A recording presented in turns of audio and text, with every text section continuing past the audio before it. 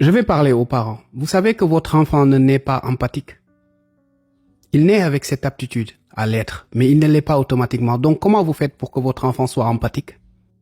Vous vous êtes jamais posé la question? Eh bien, je vais vous dire en Afrique traditionnelle comment on faisait. Je vais vous donner un seul exemple, il y en a des milliers.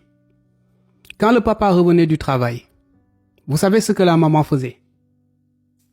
Eh bien, elle laissait les enfants courir vers leur papa, ce papa qui rentrait en sueur. Et dès que ce papa s'asseyait, on lui amenait de l'eau à boire.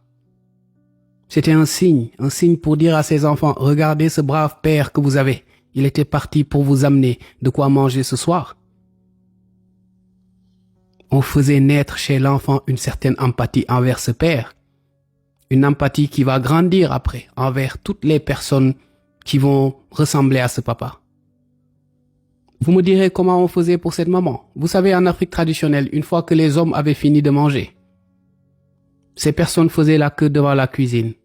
Et chacun disait à cette femme, vous m'avez nourri, que Dieu vous nourrisse. Chacun disait cela à cette femme à tour de rôle. Et les enfants aussi allaient à la cuisine et faisaient la même chose.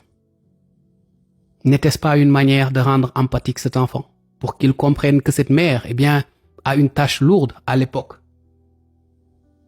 Mais nous, que faisons-nous pour rendre nos enfants empathiques? Nous leur donnons des cadeaux. Mais nous ne leur montrons pas cette réalité qu'il y a derrière. On ne montre pas à nos enfants à quel point nous travaillons dur pour eux, avec la subtilité qui va permettre à l'enfant de comprendre cette réalité sans qu'elle soit trop lourde pour lui.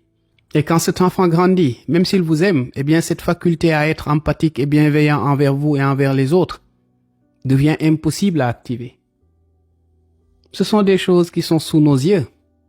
Mais ce monde d'aujourd'hui est tellement omnibulé par des futilités ou peut-être par leurs propres sentiments que nous oublions cette réalité.